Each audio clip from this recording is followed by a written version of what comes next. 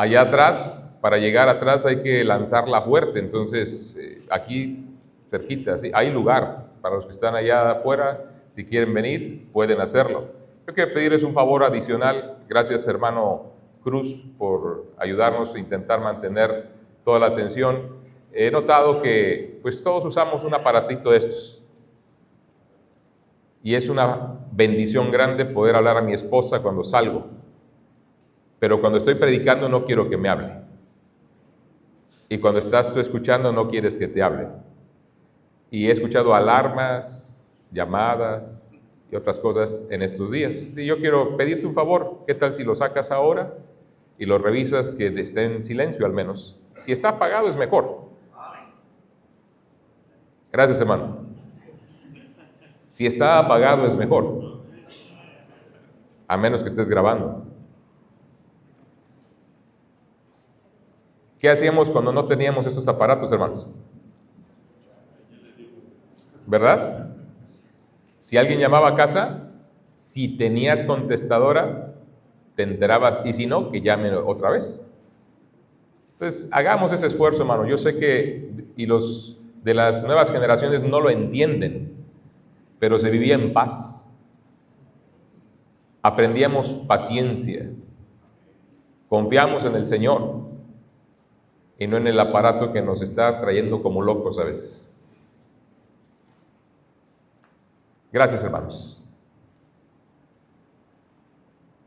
Les intentaba comunicar ayer lo abrumado que estábamos por muchas cosas y a veces se nos escapan otras tantas. Saben que hace 38 años Dios me permitió gozar mi primer compañerismo aquí en la Bíblica.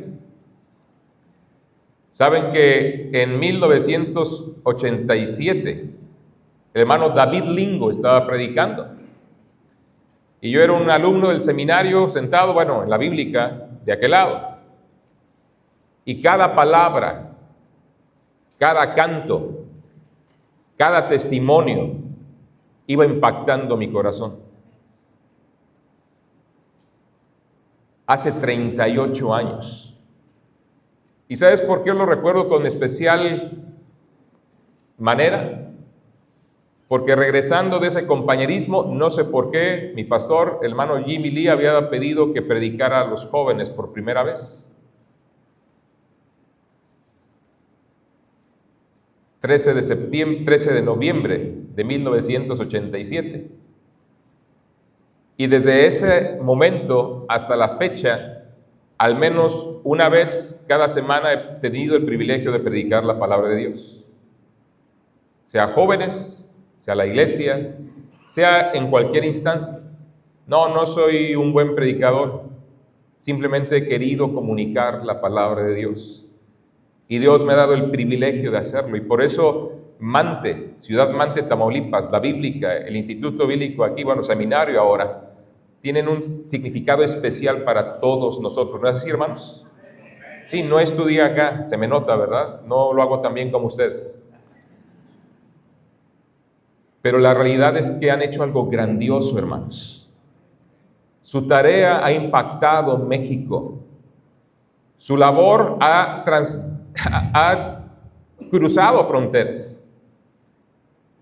Y hoy con mucho regocijo les digo, tenemos un orgullo santo, si se le puede llamar así, el representarles ahí en España. Nos sentimos parte, somos parte, ustedes son parte de lo que ocurre allá. Decía el hermano Pedro, es tu nombre, hermano chileno, ¿dónde estás? Ya, qué barbaridad, malas compañías, pero bueno. La oración. Hermanos, si hemos podido seguir en España es por esas oraciones específicas que han elevado a nuestro favor.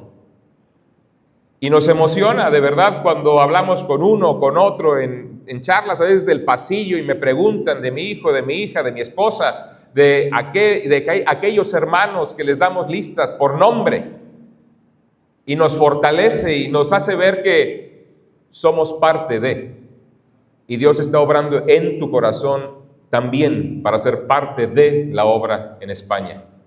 pero así también de Guatemala, así también del Kurdistán, así también de cada uno de los obreros por los cuales estamos apoyando y orando continuamente. Y ayer, entre las muchas cosas, dejé por ahí por no seguir mis notas. Mi esposa luego me regaña, ya me corrigió el sermón, hermanos.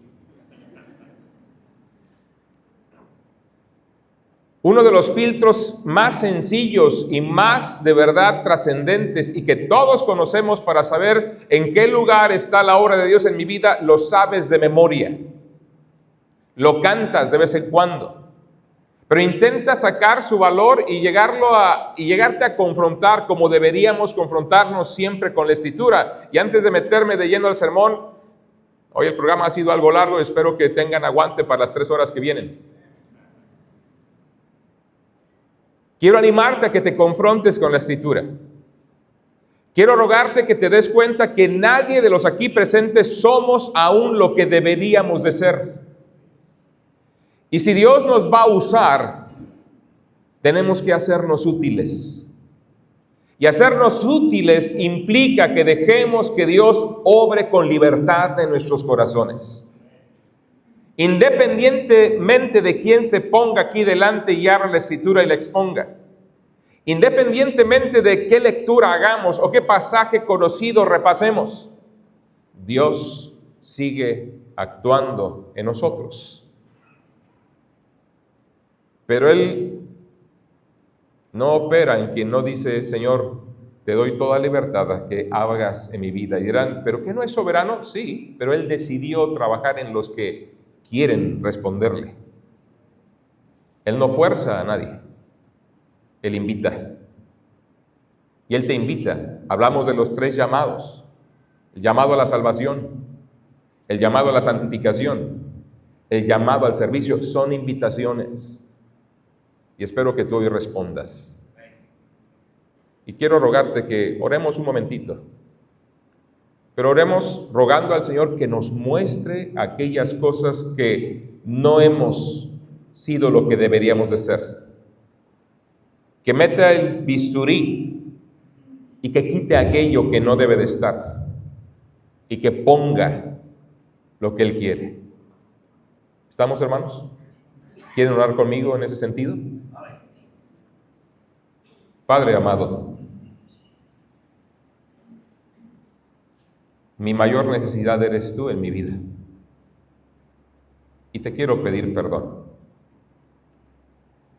Porque muchas veces he confiado en mí, he confiado en lo que otros hacen por mí, he confiado en el esfuerzo que realizo. Pero hoy quiero rogarte que obres tú con libertad en mi vida. Quiero pedirte que señales las deficiencias en mi carácter. Quiero rogarte, Señor, que pongas en mi mente aquellas cosas que tengo que arreglar delante de ti. Y que, Señor, tu Espíritu controle aquellas áreas de mi vida que necesitan ser controladas por ti para que con libertad yo pueda serte útil, Padre. Quiero serte útil para que tu gloria, para que tu presencia, para que tu salvación llegue en donde quiera que nosotros, que yo y mis hermanos pongamos un pie. Nos ponemos delante de ti. Obra, Padre. Te lo ruego en nombre de Cristo. Amén. ¿Cuál es el pasaje que les quería decir? Lo sabes de memoria. Mas buscad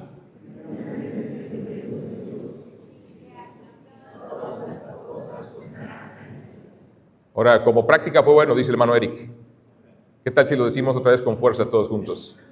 Mas buscad primeramente el reino de Dios y su justicia, y todas estas cosas os serán añadidas.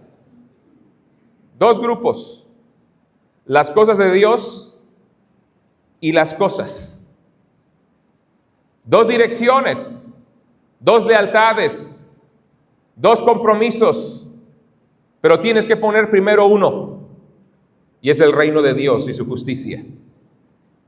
Y aquellas cosas que nos roban tiempo, aquellas cosas que nos distraen, aquellas cosas que, sí, hermanos, son necesarias, pero escúchame muy bien, muy a menudo, o más bien casi permanentemente, vivimos más para nosotros que para el reino de Dios.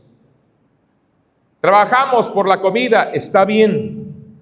Buscamos educación, perfecto. Buscamos una bonita casa o una gran casa, lo que Dios te provea, qué bien. Pero me llama mucho la atención que los grandes esfuerzos que realizo con mi vida tienen que ver con mi bienestar y no con buscar su reino y su justicia. ¿Por qué nos cuesta tanto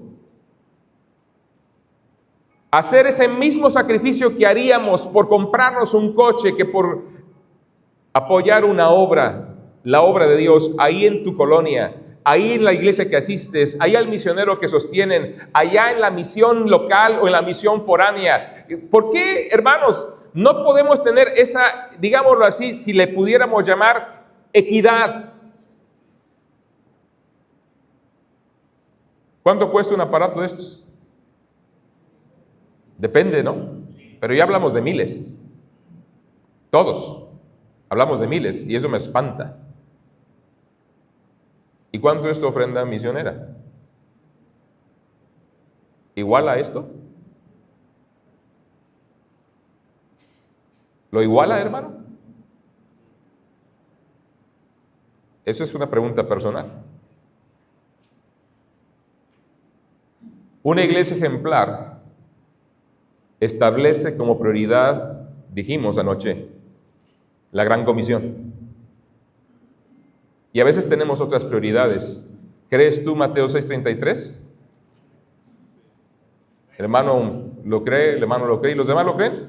Amén. Hermanos, no quiero disculparme por hablarles con tanta franqueza, porque espero que entiendan que la motivación es correcta. Estamos aquí para adorar a Dios. Estamos aquí para proclamar su gloria. Estamos aquí para lograr sus propósitos, no los nuestros. Estamos aquí para que, unidos, podamos ir más allá de lo que Dios hoy ya nos ha permitido lograr. No podemos ver la obra de Dios a través de nuestras limitaciones. No nos podemos permitir confiar en nuestras capacidades y en nuestros presupuestos. Tenemos que entender que la obra es de Dios y que Él nos da el privilegio de participar en ella. No es un mérito, es su gracia. Es un privilegio llevar el evangelio a otro país. Es un privilegio poder ofrendar para poder que otros vayan a otras partes donde yo no puedo ir. Es un privilegio hablar con alguien y decirle lo que Cristo hizo por él y verle llegar a los pies de Cristo. Es algo que nadie de los aquí presentes merecemos. Dios podría hacerlo sin nosotros. Y ha decidido incluirnos.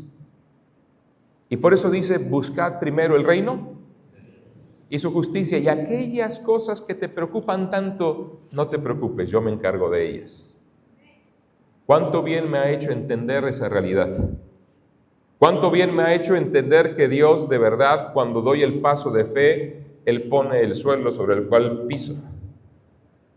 Y el siguiente paso, Él pone la carretera a veces, porque Él hace cosas imposibles para nosotros. ¿Estamos de acuerdo, hermanos? Y por eso hoy quiero llamar tu atención a las temáticas, desde luego, que los hermanos pensaron y oraron para que les compartiésemos. Y que hemos puesto nuestro corazón, puesto nuestra mente en analizar, en ver lo que estos pasajes nos dicen y esta directriz. Una iglesia ejemplar establece como prioridad la gran comisión. Pero una iglesia ejemplar se concentra en el evangelismo. Piensa lo que implica esa declaración, que es el título de la temática de esta noche.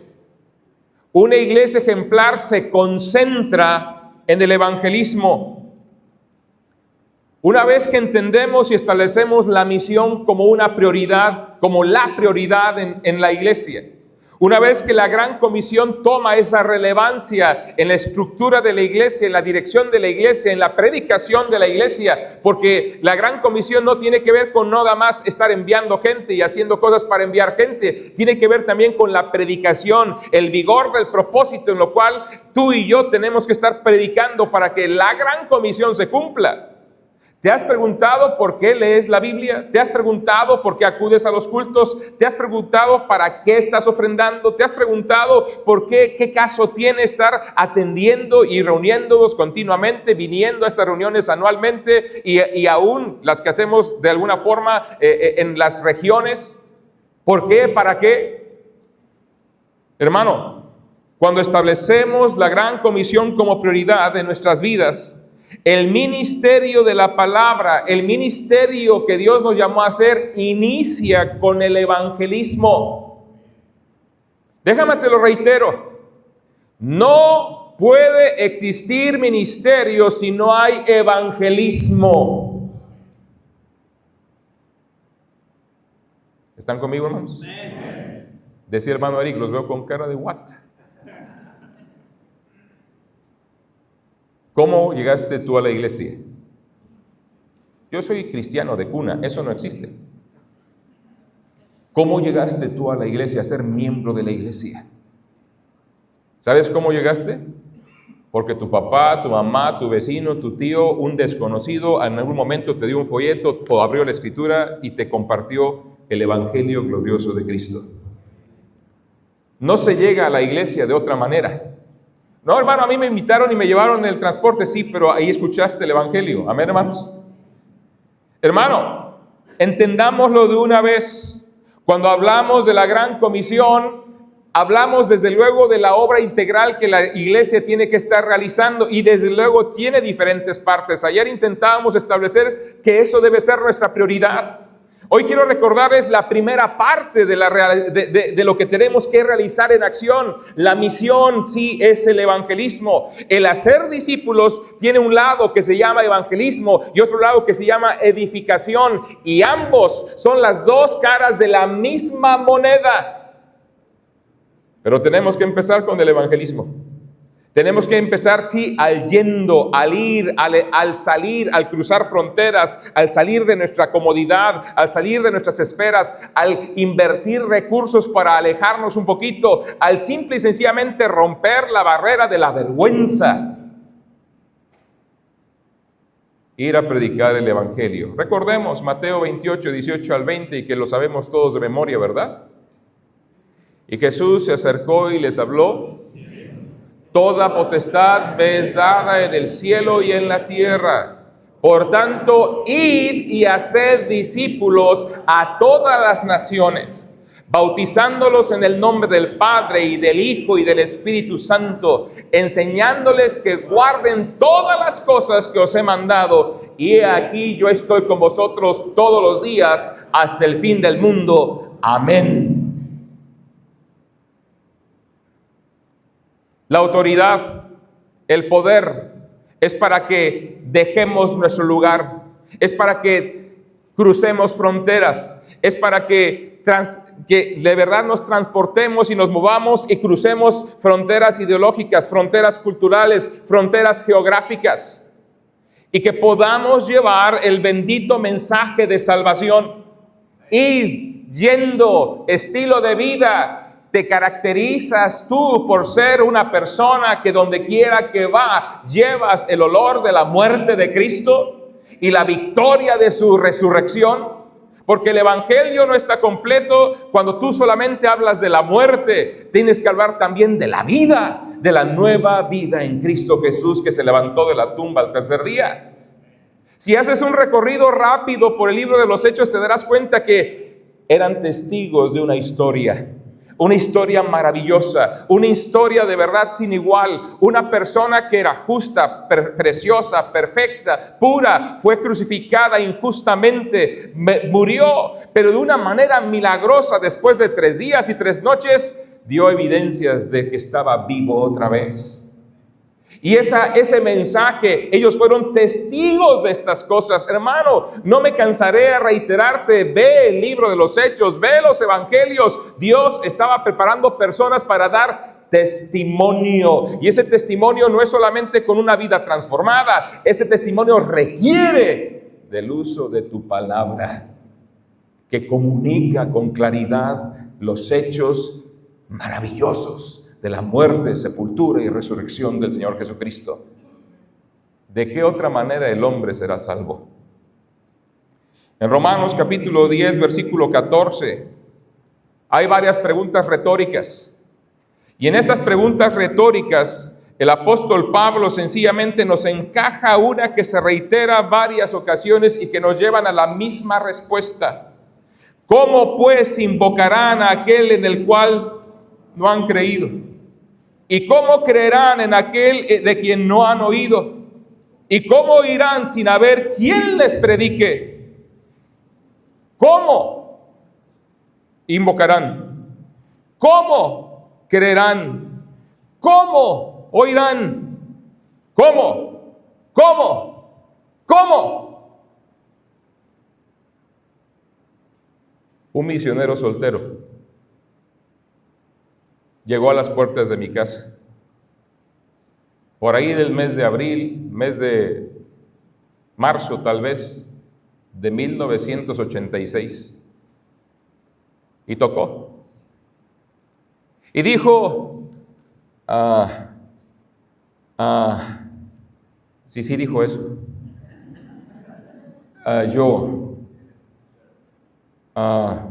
tú,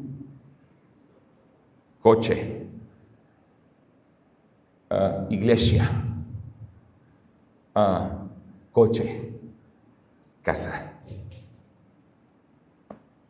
¿Me entendiste, verdad? Yo le entendía menos. Larry Owens está en Argentina predicando el evangelio.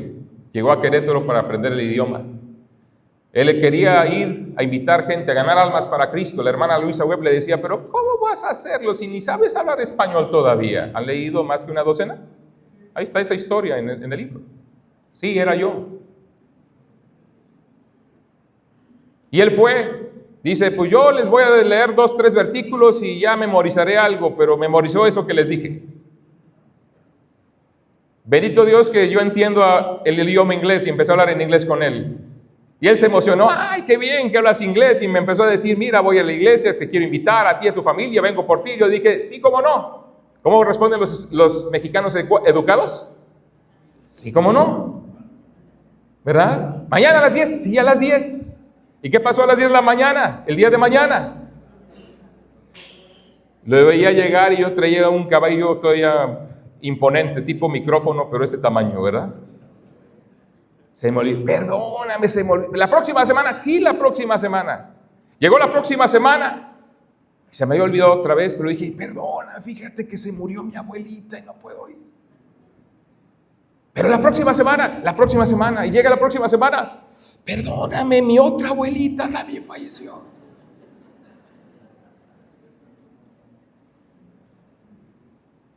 La próxima semana, sí, la próxima semana. Perdóname, la otra abuelita de mi otra abuelita. No me acuerdo qué le dije, pero dije una mentira seguramente, un pretexto. Pero ¿sabes qué fue lo interesante? Cada semana volvía. Cada semana volvía.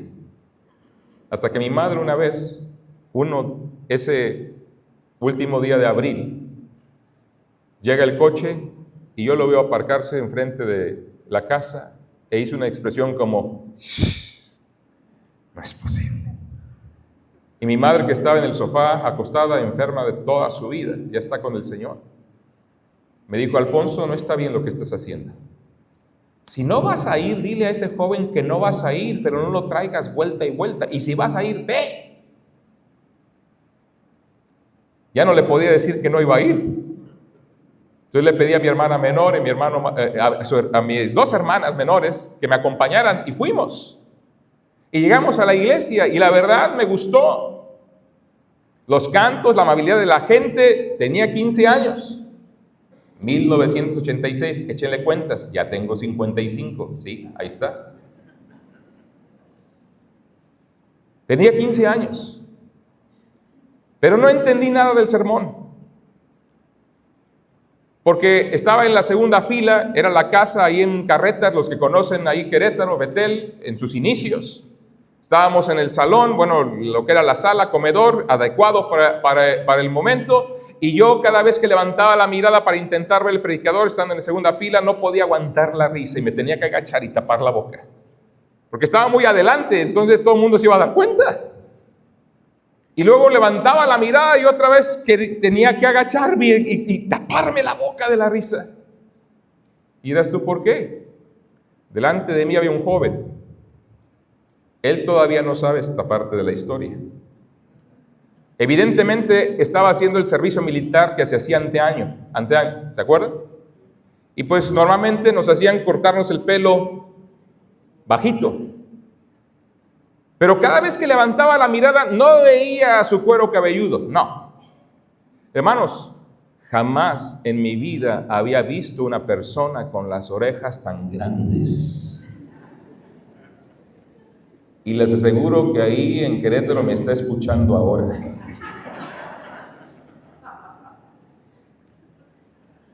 Una tontería me distrajo y no puse atención al sermón.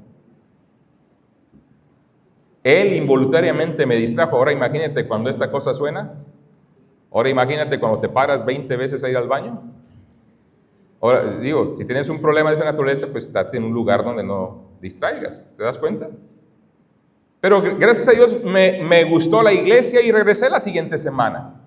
Y aquel día, el hermano que estaba enseñando de Romanos capítulo 1, lo recuerdo con claridad.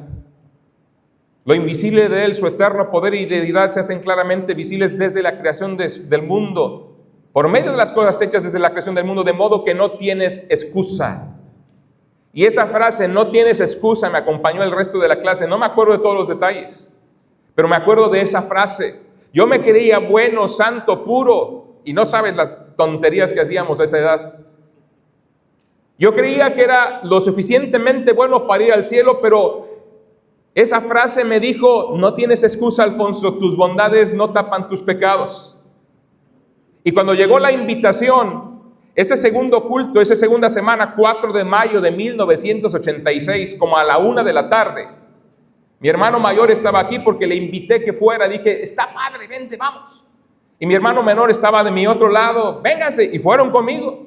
Y estábamos ya no en el auditorio, estábamos en un cuartito, porque la clase de escuela dominical para los varones y jóvenes era en una habitación, los niños estaban en otra y el cunero en otra, y las hermanas que siempre son del grupo mayor estaban en la planta baja. Y estaba escuchando, y entonces cuando viene la invitación, el predicador invita a que confiemos en el Señor. Y yo quería levantar la mano cuando él dijo eso, pero me daba miedo, porque mi hermano estaba acá y mi hermano estaba acá y éramos unas balas. Y yo sabía que me iban a hacer algo. Y batallé, y no sé si el predicador o fue un pensamiento que llegó en ese momento, nadie más que tú vas a dar cuentas delante de Dios, ni tu familia ni nadie. Si quieres confiar, confía. Y dije, pues que digan misa. Levanté la mano. Y el hermano dijo, hermanos, ustedes que han levantado su mano, por favor manténgase en la silla, en un lugar pequeño. Alguien llegará para darles una palabra de consejo. Para mi sorpresa, mis 2 hermanos se quedaron conmigo aquel día. Y los 3 confiamos en el Señor esa misma tarde. Y nuestro consejero fue Chuy Estrada Trejo. Si me estás viendo, Chuy, un saludo. Ahí estamos. ¿Qué se requirió, hermanos? Alguien que nos compartiera del Evangelio. ¿Qué se requirió? Una persona que no tuvo miedo a no hablar español, no saber todavía el idioma, no le dio miedo a hacer el ridículo, diríamoslo, de hablar terriblemente el español e intentar invitarme a ir a la iglesia. No lo detuvo, hermanos, que era un hombre soltero y recién llegado de otro país. Lo movió un celo, lo movió una prioridad, lo movió un anhelo, lo movió una urgencia. Si no hablo, mueren. Si no hablo, mueren. Y hermanos, cuando confié en el Señor, el hermano Larry me abrazaba y nos daba vueltas, y luego me dijo, oye, ayúdame, vamos a invitar gente a la iglesia, y cada sábado a partir de ese momento, y de vez en cuando, no todos los sábados, pero sí muy a menudo, porque alguna vez tenía que hacer alguna otra cosa el hermano, íbamos a hacerlo. Ahora, ¿saben cuál era su técnica? Tocaba la puerta y me daba un codazo. Y Dios fue trabajando en mi vida a través de conocerle a Él, conocer lo que Dios estaba haciendo en su vida. Y yo, después que me daba el codazo y después que cerraba la persona la puerta, decía, oye, al menos dime qué les digo, ¿no? Porque se requiere de una persona, hermanos. Porque ¿cómo oirán sin que haya quien les predique? ¿Cómo? La necesidad es universal. Ahí en Génesis capítulo 2, versículos 23 al capítulo 3, 8, no voy a leerlo todo, hermanos, porque ya hemos consumido mucho tiempo, voy a apelar a su conocimiento de la Escritura. Recordarán que al final del capítulo 2, Dios le trae a Eva a Adán, y él se regocija con ella, eres hueso de mis huesos, carne de mi carne, por lo tanto serás llamada varona, y por tanto el hombre dejará a su padre y a su madre, se unirá a su mujer, y los dos serán una. Y estaban ambos desnudos, y no se avergonzaban. ¿Te has preguntado por qué?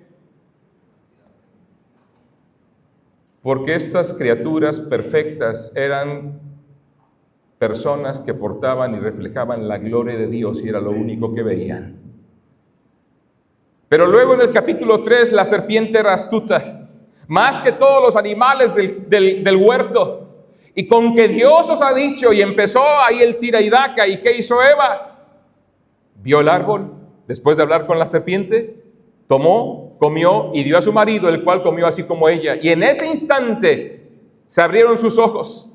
Y en ese momento entendieron que estaban desnudos. La razón, habían sido destituidos de la gloria de Dios.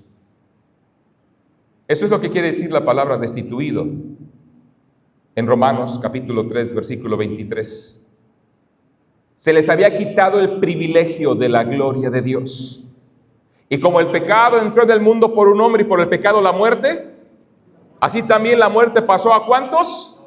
A todos los hombres, sin excepción, en todas las edades, en todos los momentos, sin excepción, por cuanto todos pecaron.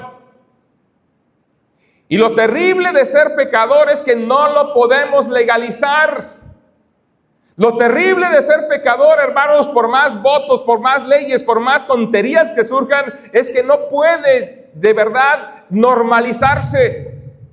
El pecado merece la muerte.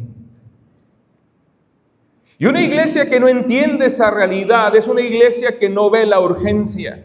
Una iglesia que no entiende esa situación de la condición universal del hombre. Sí, el hombre irá a la condenación eterna, no importa lo que haga si Dios no interviene. ¿Crees tú eso, hermano? Entonces tu estilo de vida y mi estilo de vida tiene que cambiar un poquito, ¿no lo crees? Porque cuando compras algo en la tienda, esa alma va al infierno. No porta la gloria de Dios. No trae gloria a Dios, no. Esa persona será condenada. Y por mucho que los neoreformados digan que irá al infierno igual para su gloria, no entienden lo que están diciendo. Porque Dios no quiere el mal de nadie.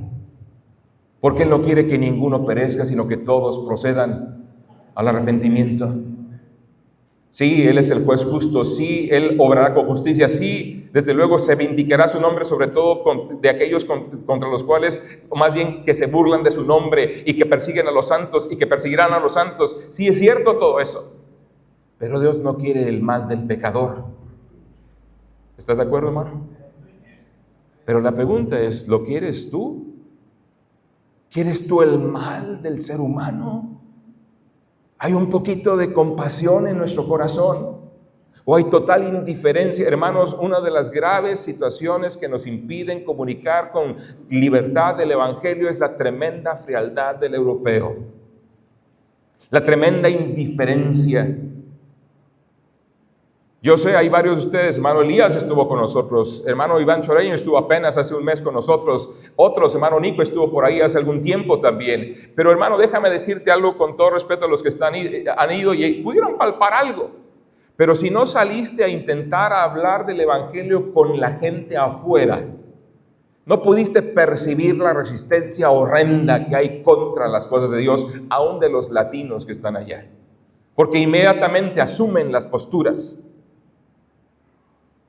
Y es terrible, hermano, cuando tú estás en la calle intentando invitar a alguien para que escuche el evangelio, intentando hablarle del Señor, intentando comunicarle la verdad y que esa persona te empiece a maldecir a gritos. Sí, hermano, se intimida. Sí, he estado en esa situación. Y sí, a veces con los ojos tal vez llorosos digo, no me muevo de aquí, no me importa que me grites, yo seguiré invitando a la gente.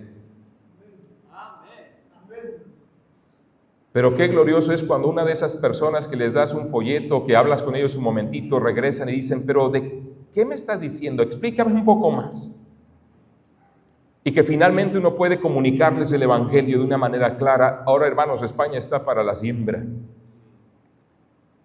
La gente, aun cuando escucha una y otra vez, gente que profesa la fe romana, regresaban y decían, qué bueno que estás haciendo lo que estás haciendo, a nosotros nos hace mucha falta hacer eso. No, a ti te hace falta el evangelio. Primero. Pero una iglesia se tiene que concentrar en el evangelismo porque, hermanos, no existe otra manera a través de la cual el ser humano pueda llegar a ser salvo. Porque no ha sido dado otro nombre bajo el cielo con el cual podamos ser salvos.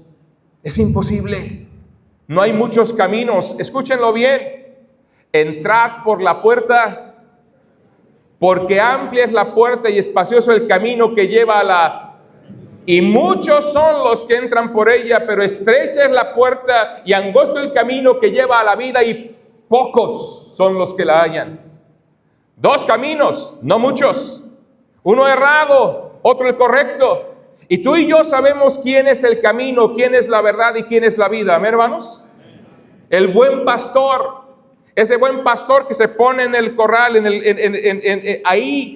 para traer su rebaño, se pone como puerta de las ovejas. Recuérdalo, mi hermano. No es un corral como tú y yo me imaginamos, tal vez con madera, ¿verdad? Y eso. No, piedras, prácticamente circular. Y que tenía una pequeña abertura donde el pastor se ponía como puerta. Y ese es el cuadro en la Escritura. Donde el pastor dejaba que entrara el rebaño, las ovejas, pero no dejaba que entrara el lobo. Y el pastor dejaba salir las ovejas y las guiaba a buenos pastos. Y ese es el cuadro, hermano, de lo que Dios quiere hacer en nuestra salvación, que entremos por la puerta correcta. Y la puerta correcta es mi Cristo, hermanos.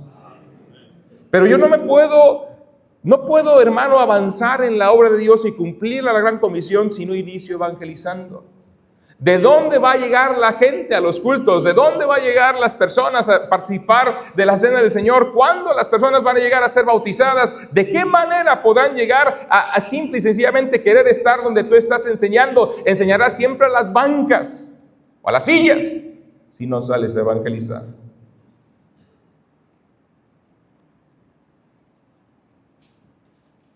La muerte había llegado a la raza humana.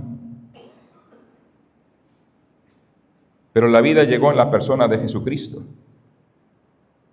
De cierto os digo, el que oye mi palabra y cree, tiene vida eterna. Y no vendrá condenación, mas ha pasado de muerte. ¿Crees eso, hermano? Ahora, déjame decirte algo más en torno a esto. Y tiene que ver con el proceso de hacer un discípulo, alguien que siga al Señor. Se empieza con el evangelismo. Hermano, la gente no se convierte por ósmosis, no se convierte por suerte. Y allá en España les gusta mucho decir que tenga suerte. Eso es en lugar del Dios te bendiga. Que tenga suerte, una y otra vez. Tenemos que comunicar el evangelio.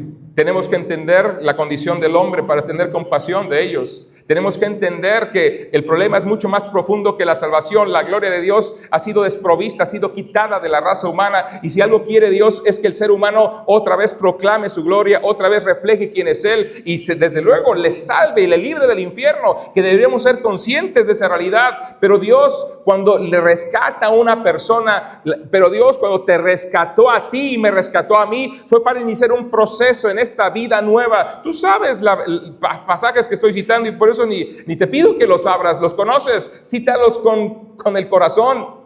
De modo que si alguno está en Cristo, las cosas viejas, he aquí todas son hechas. ¿Y cómo ocurre eso? Primero porque Dios nos lo da por medio de la obra preciosa del Espíritu Santo que imparte la salvación cuando te arrepientes y confías en Él. Pero luego, hermanos, empezamos en ese proceso de crecimiento y madurez, donde se hace menester el enseñándoles que guarden todas las cosas. Piensa conmigo un momentito. Citamos muy a menudo ese Romanos 8:28. Lo sabes de memoria también. Es bueno predicar con pastores y hermanos bíblicos y estudiantes del seminario. Se saben la Biblia y estos pasajes clave. Y sabemos que a los que aman a Dios, todas las cosas, esto es, a los que conforme a su propósito son llamados. Ahora, ¿sabes que es uno de los pasajes como Filipenses 4:13 más mal citados de la Biblia? ¿Alguien muere? Hermano, no te preocupes, esto es para tu bien. Y yo creo que muchos de nuestros hermanos, cuando reciben ese tipo de palabras superficiales, en vez de ayudarles, les hace sentir mal. Y algunos inclusive pueden llegar a decir, ¿cómo te atreves a decir que esto es para mí? ¿No te estás dando cuenta de lo que estoy sufriendo? O alguien pierde el trabajo. No te preocupes, hermano, Dios tiene algo mejor, por eso te ha quitado el trabajo. ¿Y si no?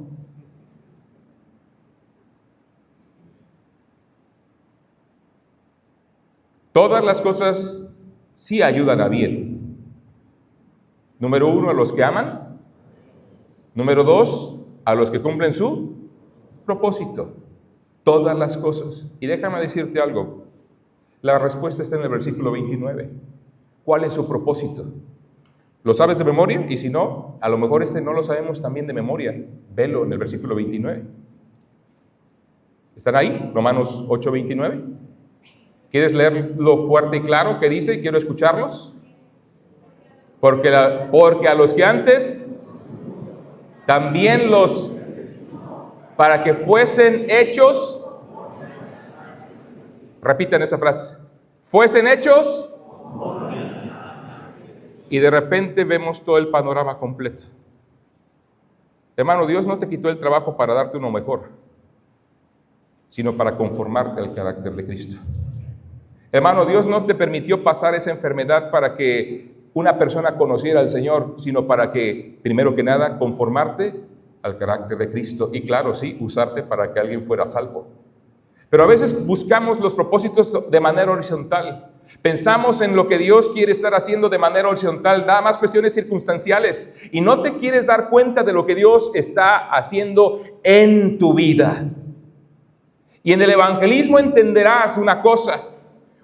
Cuando tú estás saliendo afuera para buscar a los perdidos y hablando, Dios sigue trabajando en tu vida, Dios sigue haciéndote crecer, Dios sigue humillándote muchas veces, Dios sigue dándote palabras, Dios sigue moviéndote a depender de Él para poder comunicar su palabra y que entiendas que no es una tarea de ganar argumentos, es una tarea de llegar al corazón, es una tarea de poder comunicar el mensaje. Y déjame decirte, en los pocos minutos que me quedan, ¿hasta qué horas puedo terminar de predicar, hermano?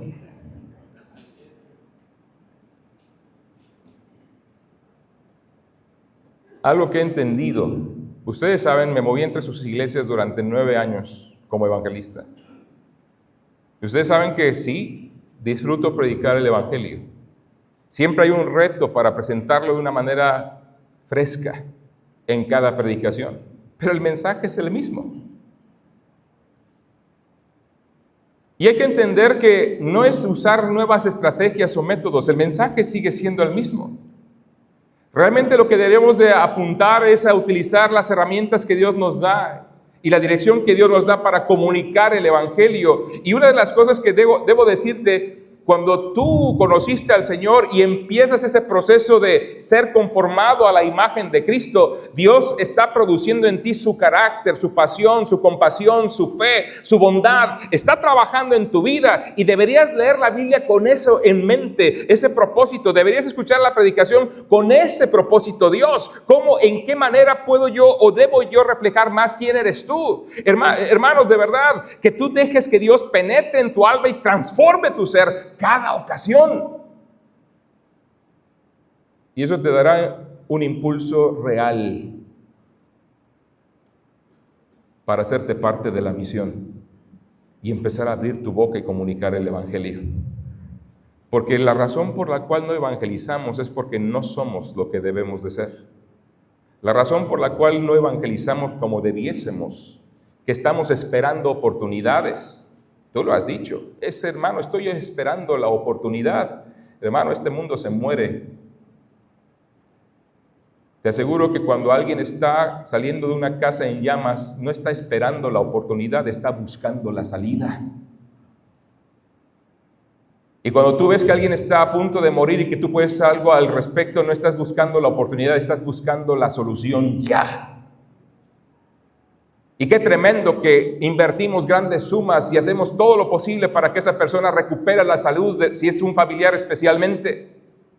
Y no vemos con la misma urgencia la condenación del ser humano que se está yendo al infierno. ¿Por qué? Porque no estamos dejando que Dios obre en nuestros corazones, no estamos reflejando el carácter de Cristo, no estamos permitiendo que Él siga actuando en nuestras vidas, transformándonos cada día, y los pastores somos los principales. Por lo que ya sabemos, no dejamos que Dios siga actuando en nuestra vida. Y mantenemos el ministerio basado nada más en lo que Dios ya hizo y no en lo que Dios quiere seguir haciendo. ¿Cuántas personas aquí reflejan con perfección la imagen de Cristo?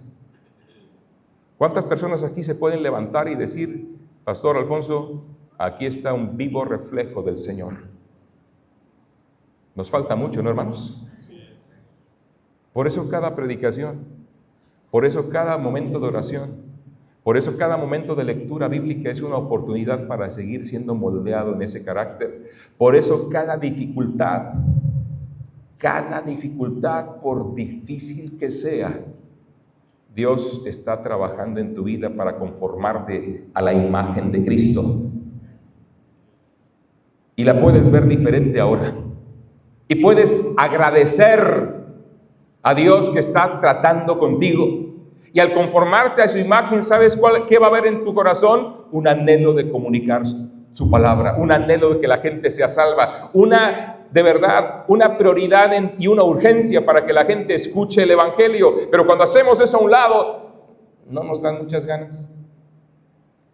Me da temor, me da vergüenza. Es que no sé cómo hacerlo. Bueno, ¿eres salvo? ¿Cuántos salvos hay aquí? ¿Sabes hacerlo? ¿Sabes hacerlo? En España entendí una cosa, hermano. Hay que apuntar al corazón. Porque me puedo envolver en 20,000 argumentos. Porque puedo ganar argumentos y perder almas. No sé quién dijo eso, pero es verdad. Le ganas el argumento a la gente y se siente humillada y se cierra. Y entendí una cosa, no podemos estar así. Y de verdad, me acuerdo cuando estábamos ahí en Puerta del Sol en Madrid, intentando compartir el Evangelio, y cómo todas las cosas que hablamos, la gente tenía una respuesta. La gente tenía una respuesta y podías ganarle de repente un argumento, pero no llegabas a ningún lado. ¿Y de qué sirve? Por eso entonces, cuando alguien nos enseñó, hay que apuntar al corazón, no a la cabeza. Pastor, ¿usted era evangelista? ¿No lo sabía? Sí, pero no. Así como tú sí lo sabes, pero no lo sabes. ¿Sí o no? Sí, pues es obvio. Hay que apuntar al corazón. ¿Y cómo le hago? Dos cosas. Eternidad. Dios puso eternidad en el corazón del hombre, de ellos. Todo ser humano es consciente que un día le rendirá cuentas al Ser Supremo como lo entiendan. Y cuando tú apelas a la eternidad, tú estás dejando que el Espíritu Santo empiece a trabajar en el corazón de la persona, y no es tu argumentación, es el poder del Espíritu Santo. ¿Y cómo lo hacemos allá? Con una pregunta sencilla, aprovechando de que el español es muy dado a dar su opinión. Oye, mira, soy mexicano, estoy entendiendo mejor tu cultura, quiero saber tu opinión. Dime, ¿tú crees que habrá poca gente que irá al cielo o mucha gente? ¿Y sabes lo que está pasando en ese instante? Sí, apelando a su necesidad de dar su opinión, Dios empieza a recordarle en su conciencia que un día le rendirá cuentas a él. Y da su respuesta. ¿Pero qué es ateo? Y me dice, yo no creo en esas cosas. No importa, imagínate que hay un cielo, imagínate que hay un infierno. ¿Cuántos irán? ¿Serán muchos? Y se enganchan. Y empiezan a dar su opinión, y da igual lo que digan. Porque viene la siguiente pregunta, ¿y tú serás alguno de esos? Y aún el ateo dice, yo creo que sí.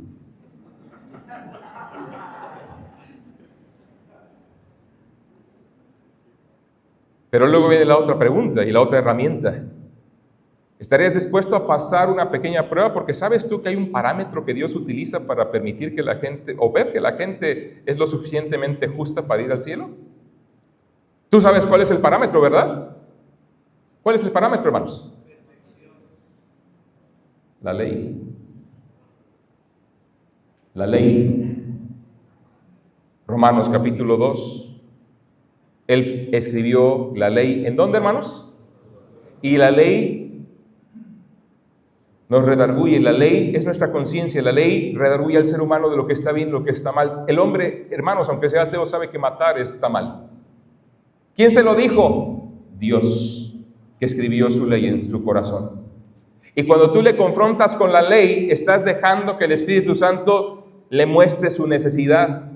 Esas preguntas que parece que son ahora una moda, pero no son una moda, están en la Escritura, hermano. Preguntas tan sencillas como, ¿alguna vez has mentido? ¿Cuántos han dicho siempre la verdad? A ver, que levante la mano el primer mentiroso. ¿Te das cuenta?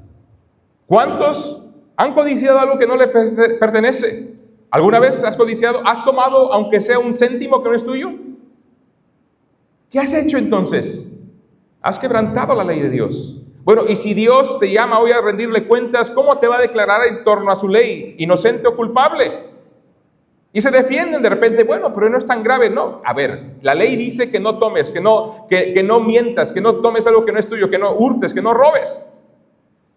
La ley de Dios dice eso. ¿Lo has hecho? Sí. Entonces, si Dios te llama a su juicio y te verifica tu vida de acuerdo a su ley, ¿cómo te va a declarar si has quebrantado su ley? ¿Inocente o culpable? ¿Cuál sería la respuesta, hermanos? Y a lo mejor alguno necesitaría reconocer eso en su vida el día de hoy. ¿Por qué? ¿A dónde van los culpables? Les pregunto a continuación. ¿A dónde van los culpables, hermanos? ¿A dónde van los culpables, hermano? ¿Lo crees tú? Hermano, tenemos que ser más incisivos en estas cosas. Cuando ellos responden al infierno, viene la pregunta clave. ¿Y esto te preocupa? ¿Te preocupa a ti, creyente, que haya gente que vaya al infierno? ¿Te preocupa, hermano? Analízate un momento, no me digas que sí o que no. Analízalo, porque con tus hechos lo vas a demostrar. ¿Te preocupa que la gente vaya al infierno? A la persona que le confronto con el Evangelio, que le confronto con la ley, ¿te preocupa estar condenado a ir al infierno? Algunos los hubieras visto, cómo abren los ojos. Y en una ocasión particularmente que me quedó muy grabada, porque un español creyente invitó a otro amigo a una cena y yo le estaba testificando de esta manera y tuve que salir en ese momento a arreglar un asunto rápido y dije, ahora vengo para darte la respuesta. Y me dice él que cuando estaba ahí estaba diciendo, pero esto tiene que tener una respuesta, pero es que no puede quedar esto así, es que esto está muy mal. La convicción de pecado estaba en su vida. Y en ese instante llegué y le hablé. ¿Qué me dirías si te dijera que alguien le pagó al Señor el valor de tu vida Pagó por tu deuda. Saldó tu cuenta para que tú no tengas que ir al infierno. Bueno, será un milagro, algunos dicen. Algunos ni se dan cuenta de qué estamos hablando. Y empiezo a hablarles del Evangelio de Cristo. Ahora te voy a decir algo. Y te va a sorprender eso que te voy a decir. En España, en la calle, todavía no he podido guiar a una persona a Cristo así. Pero he podido llegar a sembrar el Evangelio en varias personas. Pero te digo otra cosa. De una manera milagrosa, Dios ha estado llevando a gente a nuestro local que está buscando respuestas en torno a necesidades en su vida. Gente que por problemas familiares, gente que por problemas personales, gente que porque tenían necesidades distintas, habían sido echados de un grupo religioso y habían tenido problemas, estaban buscando respuestas, se acercaron, empezaron a asistir y les guiamos a Cristo de esta misma forma. Hermano, déjame decirte algo. No deseches el evangelizar en la calle porque no es fructífero en tu perspectiva. Sé obediente al hacer lo que Dios nos pide que hagamos, que vayamos, que rompamos esas barreras, que salgamos, que de verdad nos interesemos por la gente y maravíllate, asómbrate que aunque tú no veas resultados evidentes con tu trabajo, Dios siempre actúa, interviene y recompensa tu fidelidad. Es lo que estamos viendo en España. Nadie de los que están ahí llegaron por una invitación directa nuestra en el sentido de haberlos ido a buscar. Llegaron porque venían buscando respuestas. Venían buscando, sí, Dios utilizó varias cosas que hicimos, pero finalmente cuando pienso y reduzco las cosas o veo lo que finalmente ocurrió, fue que Dios los trajo de alguna manera. Estaban buscando, estaban anhelando, pero ¿cómo lo hizo el Señor o por qué lo hizo el Señor? Yo no puedo tener otra cosa más que en mi mente y corazón que el hecho de estar intentando todo el tiempo testificar afuera, testificar afuera, testificar afuera. Y en cada oportunidad que podemos. Y mi esposa trae los folletos en todos lados, las tarjetas que usamos, y siempre dando a alguien, siempre dando a alguien. Y Dios ha hecho la obra, hermanos. Por eso, cuando la Biblia dice, los que fueron esparcidos iban por todas partes anunciando el Evangelio, debería ser una de nuestras banderas permanentes, donde quiera que estemos. Déjeme terminar, hermanos. Simplemente preguntándote, ¿es central el evangelismo en tu vida? ¿Qué tanto tiempo ubicas? ¿Qué tantos momentos propones? ¿Qué tan intencional eres para hablar del evangelio en todo lugar donde tú estás? Antes que digas que te preocupa el incrédulo, el que se va al infierno, piensa qué tan frecuentemente estás hablando del evangelio a la gente. Ser central en el evangelismo es clave para que la iglesia siga adelante. Y es la primera parte de hacer discípulos. Es apenas el inicio. Todavía falta el atenderles, todavía falta el edificarles, todavía falta el enseñarles todas las cosas. Pero si ni siquiera estamos haciendo esto, ¿cómo vamos a hacer lo demás? ¿Para qué se fundó este compañerismo? Para ayudarnos a cumplir con la Gran Comisión.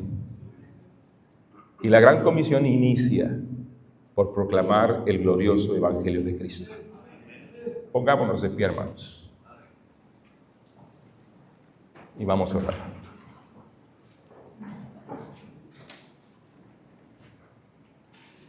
Inclina tu cabeza, cierra tus ojos y simplemente te pregunto, hermano, ¿es central el evangelismo en tu vida? ¿Eres una persona que vive, transpira, comunica y procura cada oportunidad que tiene para que la gente conozca de la salvación en Cristo, de su necesidad en Cristo? ¿Eres una persona que se preocupa por el destino eterno de aquellos que no portan la gloria de Dios y que han sido destituidos por su pecado como lo fuimos nosotros también? Pero que tuvimos la gracia del Señor de arrepentirnos y confiar en el Señor y fuimos restituidos en ello. El Espíritu Santo vino y nos dio nueva vida en Cristo. Hermano, sí, los pastores estamos ocupados, Pero recuerda que para ser discípulos hay que también ser ejemplos. Hay que enseñarles cómo. Hay que trabajar con ellos, no diciéndoles qué hacer, sino enseñándoles cómo hacerlo, haciéndolo nosotros. No me cabe duda que Dios ha dado bendición ahí en Toledo, porque hemos hecho un pequeño esfuerzo de comunicar el Evangelio a pesar de no ver fruto. Y Dios ha seguido actuando. Hermano, yo quiero invitarte nada más esta noche a que tú, si te tienes que arrepentir, decirle: Señor, perdóname porque no he hablado lo suficiente. Que se lo digas. Y si es esta tu situación, te pido una cosa: primero, que me levantes la mano y me lo muestres. Le estás diciendo eso al Señor. Dios te bendiga, hermano. Dios te bendiga a cada uno de ustedes. Señor, perdóname porque no he comunicado el Evangelio, no he sido central en comunicar el Evangelio, el primer paso de hacer discípulos. Quiero comunicar el Evangelio. Perdóname, Dios, quiero tener esa pasión que tú tuviste, quiero tener esa entrega que tú tuviste. Dios no quiere nuestros sacrificios, Él se dio como sacrificio para que podamos tener vida, hermanos. ¿Quieres tú dar tu vida también para ello? Levanta tu mano en alto, hermano. Que puedas tú recordarlo en esta noche. Y hermano, Dios sigue trabajando en nosotros. Deja que siga trabajando en tu corazón. No cierres tu corazón a lo que Dios quiere hacer en ti. No lograremos alcanzar las naciones si no empezamos por nosotros, con lo que Dios quiere hacer en nosotros para hacernos útiles a Él. Padre Santo, tú has visto las manos. Señor, yo sé que hay corazones que pueden estar de acuerdo, pero resistiéndose por tener otras prioridades. Y te ruego, Señor, que podamos buscar primero tu reino. Te ruego, Padre, que el mensaje del cual somos testigos, la salvación que nos has dado, no se quede en la contemplación de nuestra vida, sino que nos siga transformando y nos lleve a abrir nuestra boca a aquellos que aún se oponen, pero que tú quieres su bien y quieres darles la oportunidad de conocerte. Ayúdanos, Padre, te necesitamos. Ayúdanos, Señor. Queremos hacer tu voluntad. Te lo rogamos en Cristo. Amén. Pueden sentarse, hermanos.